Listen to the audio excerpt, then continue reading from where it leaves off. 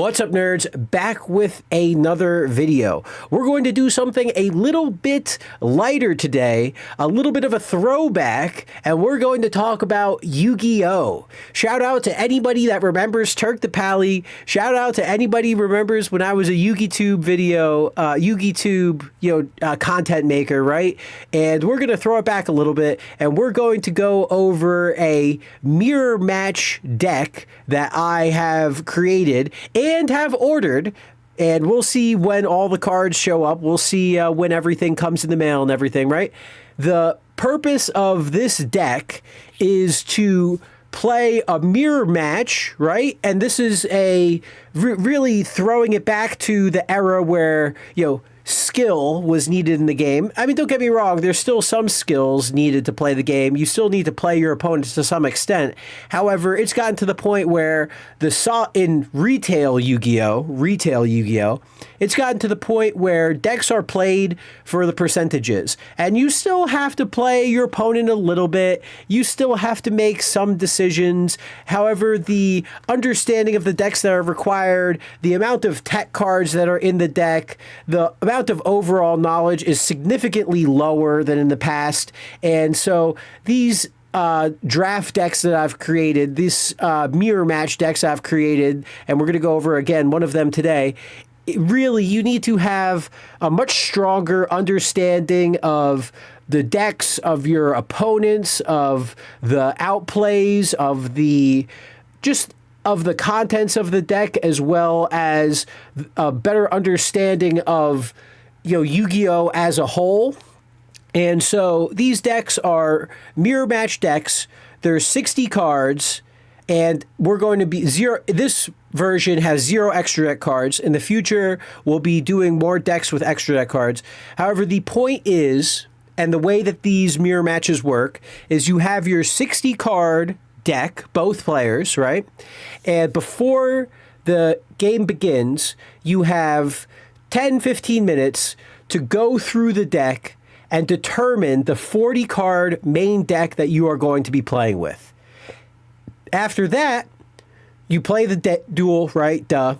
Then you have the side decking experience where you use the 20 cards that you have on the side. Duh. I mean, you play the game of Yu-Gi-Oh! The only difference is that you don't have every card in the universe. You're making your main deck with these 60 cards, and then you just play, and it emphasizes deck building. It emphasizes understanding of your opponent, the understanding of the cards, understanding of outs, pluses, minuses, advantages, risk, all sorts of stuff like that. And I like to think it's got a lot of different cute little things in there, things that you could, there's a lot of, let's just go over the deck. So this is the chaos kind of deck, quote unquote, and it's got some little things here and there. But it's got a lot of powerful cards. It's got a lot of variety, so you can play it as a turbo monster speed deck if you want. You can play as more of a control deck. You can try to emphasize certain small engines. You can try to play it slower, force your opponent to play it slower. You can you can take those different versions of the deck and side in and out between those decks. But let's go over it very quickly. You've got Blackluster Soldier and Chaos Emperor Dragon plus Chaos Sorcerer. These are the special summons of the deck, the big special summons, one light, one dark monster. You've got Zephyros. It ties in with some cheeky cards in the deck. You can reuse everything in this deck is a one of, or almost everything in this deck is a one of. I have a couple two ofs just because they are very cheeky. For example, all of the trap cards are insane. So I figured let's add 2 red reboots because it's just such an insane anti-trap card, especially in the mirror match, and it's got the ability to always be used and from the hand. So I was like, you know what, let's add 2 of those.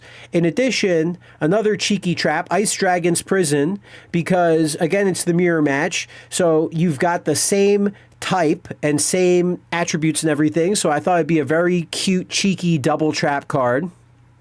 We've got Breaker, obviously a great one of 19 beater, can help control the game. You do have some hand traps like DD Crow, Effect Veiler. We've got Dark Honest and Regular Honest. There's Gores and there's Tragodia.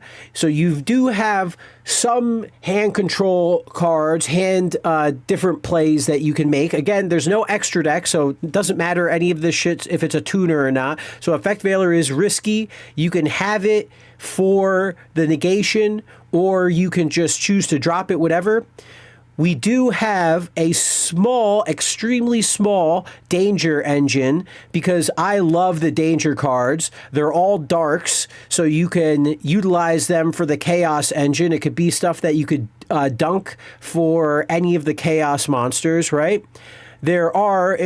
you've got one of the best 19 beaters in the world, Evil Swarm Thunderbird, and that combos with... So you've got Doom Caliber, Thunder King, Breaker, I believe there's one other. You've got the Honest for the defense against those. You've got Lila for the Light Breaker. You've got Mystic Tomato and Shining Angel as your searchers. You've got Necroface because we're going to be banishing a lot of cards. Spirit Reaper as a defensive card, but can also be a cheeky attacker. So that's kind of like where the monsters end up, a whole bunch of different things. Oh yeah, because we're playing so many counter traps, I got to play Harvest Angel of Wisdom. And it's fun because Shining Angel is attack. Oh, I'm sorry, you can't get anything with Shining Angel. You can't get a Harvest Angel because it's less.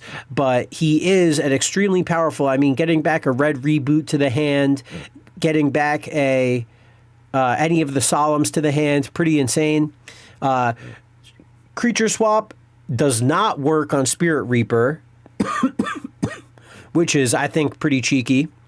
You've got Dimensional Fissure, a lot of one-ofs, Smashing Ground, Fissure, Foolish Burial if you want to send your 1 copy of Zephyros. In addition, Foolish Burial works great. It's a -1, but you can go insanely plus with Blackluster or Chaos Emperor. It can ditch something like that. You've got all of the forbidden cards because I love Damage Step Shenanigans. I'm obsessed with it.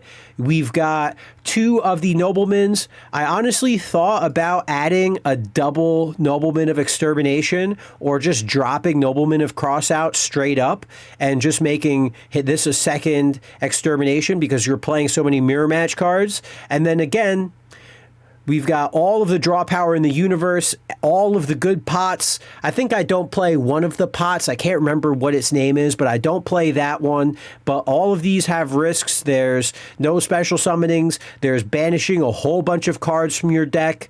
And then we've got 1 Scapegoat as a way to just kind of stall out. There's Upstart Goblin for the draw power. And then we've got, like I said before, all of the best trap cards in the game. There's so many disgusting traps. Fiendish Chain, if this loses target, then you can bump it for Zephyros. We already talked about Ice Dragons. Imperial Order, disgusting. We've got Red Reboot, 7 tools, all of the Solemns, and a Vanity's Emptiness. Just like Vanities and just like D-Fissure, they can be anti-hand trap cards. They can be deterrence against the Chaos engines. There's so many different aspects of this deck, so many different ways that you can build it. I left one spot open because, again, I'm not exactly positive. It could be another light monster. It could be another Lila. It could be another Thunder King. It could be another Honest. I'm still on the fence on where I want to take it. Comment in the description below if you have any suggestions. But it's essentially pretty close to a even build. We've got 27 monsters, 19 spells, 13 traps.